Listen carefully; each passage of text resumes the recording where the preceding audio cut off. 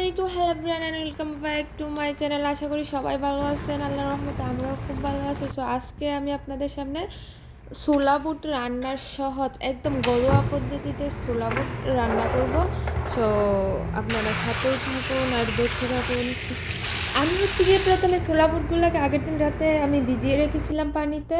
So এখন হচ্ছে গিয়ে আমি এগুলোকে সিদ্ধ করেছি সাথে একটা আস্ত আলু দিয়ে। তো এখানে হচ্ছে গিয়ে আমি আলুগুলোকে এখন সিদ্ধ করার পর এই আলুগুলোকে ম্যাশ করে নিয়েছি আর ছানাগুলোকে ধুয়ে নিয়েছি ভালো করে। সাথে আমি যা যা উপকরণ দেওয়ার সবগুলো এখন দিয়ে দিব। প্রথমে আমি টমেটো কুচি দিয়েছি, সাথে কাঁচামরিচ কুচি দিয়েছি আর ধনিয়া পাতা কুচি আর পেঁয়াজ কুচিগুলো পরে দিব। সো প্রথমে হচ্ছে আমি হাফ চা চামচ ধনিয়ার গুঁড়া দিয়ে নিচ্ছি, 1 চা চামচ মরিচের গুঁড়া, 1 চা চামচের মতো হলুদের গুঁড়া, যেহেতু চামচটা আমার খুবই ছোটো। সো ছানাগুলো খুব অল্প, তাই ছোটো একটা চামচ নিয়েছি আমি। আর হচ্ছে 1 চা চামচ মিক্স মশলা, সাথে হাফ চা চামচ জিরে গুঁড়া আর পর্যাপ্ত পরিমাণ লবণটা আপনারা চাইলে পরেও চেখে দিতে পারেন।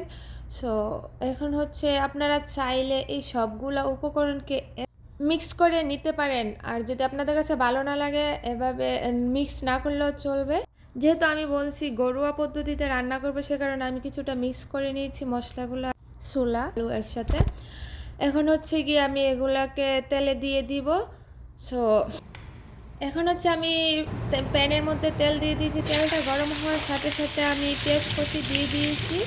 সো আমি ছোটো একটা পেস্ট কুচি নিয়েছি, তো এই পুরো পেস্ট কুচিটা আমি দিয়ে দিয়েছি। এখানে এটাকে নাড়িয়ে ছাড়িয়ে হয়ে আসার পর এখন হচ্ছে আমি ছোলা বুটগুলোকে তেলে দিয়ে দিলাম। একটু ভাজা ভাজা হয় সেই জন্য আমি কিছুক্ষণ নাড়িয়ে ছাড়িয়ে নিব।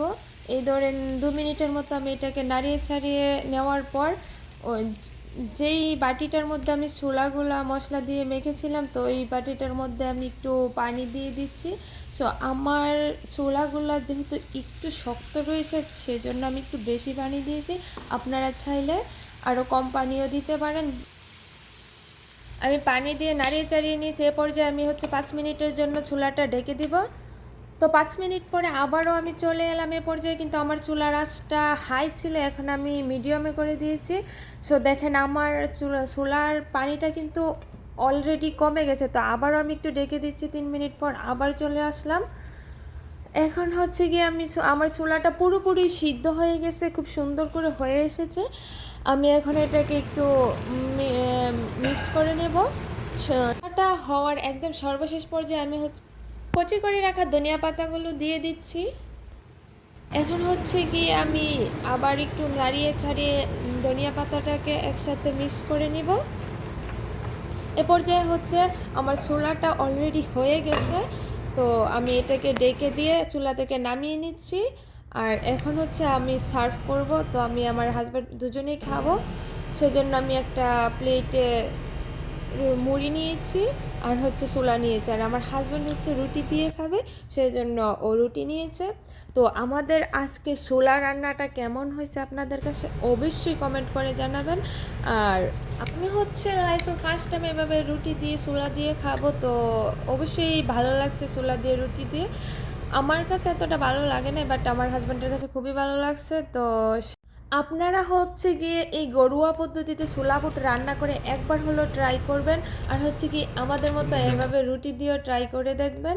আর আমার এইভাবে ঘরোয়া পদ্ধতিতে সহজ উপায়ে ছোলা বুট রান্নার রেসিপিটা যদি আপনাদের কাছে একটু হলেও ভালো লেগে থাকে, লাইক কমেন্ট শেয়ার করবেন এবং আমার চ্যানেলটাকে সাবস্ক্রাইব করবেন।